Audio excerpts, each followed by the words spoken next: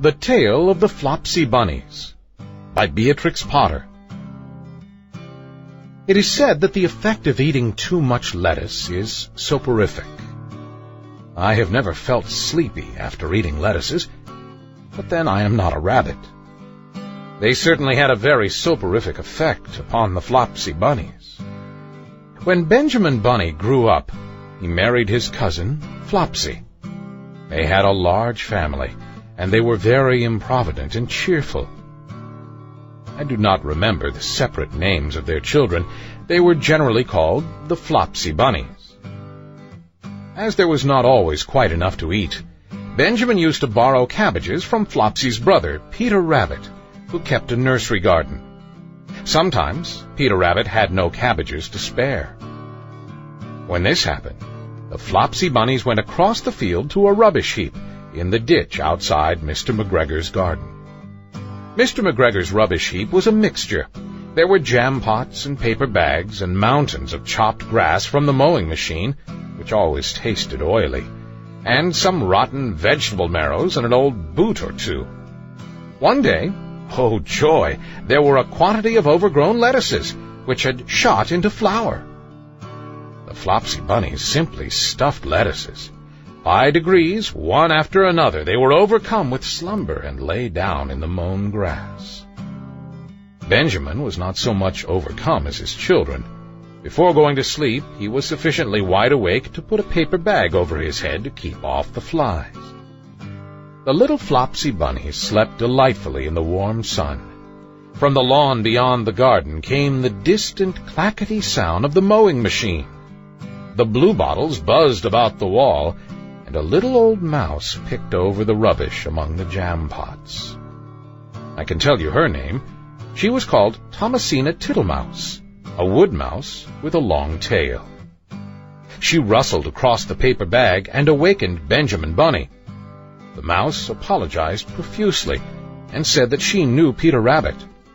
When she and Benjamin were talking close under the wall, they heard a heavy tread above their heads, and suddenly Mr. McGregor emptied out a sackful of lawn mowings right on top of the sleeping Flopsy Bunnies. Benjamin shrank down under his paper bag. The mouse hid in a jam pot. The little rabbits smiled sweetly in their sleep under the shower of grass. They did not awake because the lettuces had been so soporific. They dreamt that their mother Flopsy was tucking them up in a hay bed.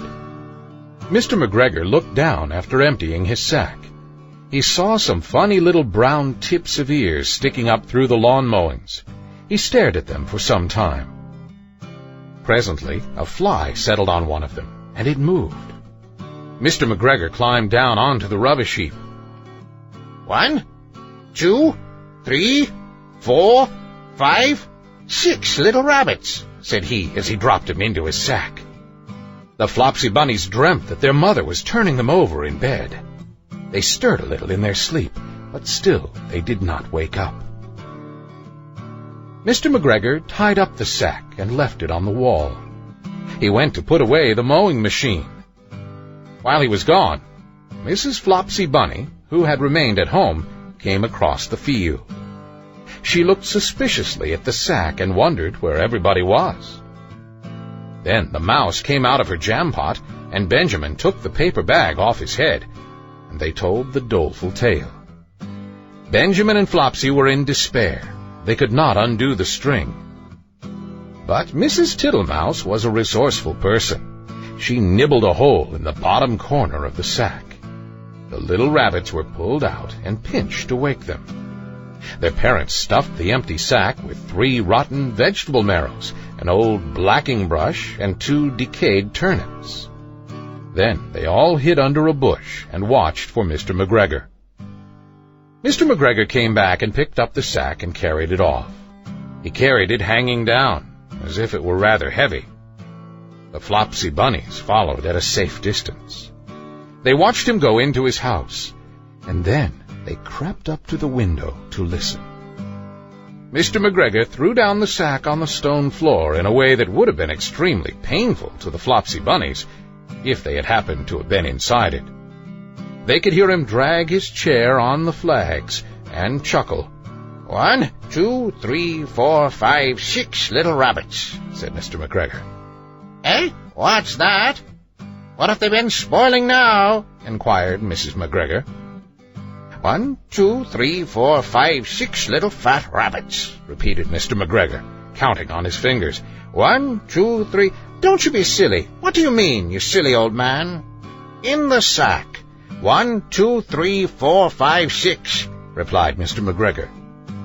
The youngest Flopsy Bunny got upon the window-sill. Mrs. McGregor took hold of the sack and felt it.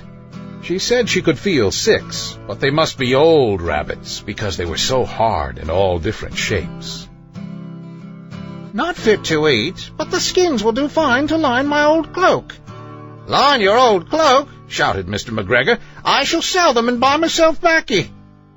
Rabbit tobacco, I shall sell them and cut off their heads.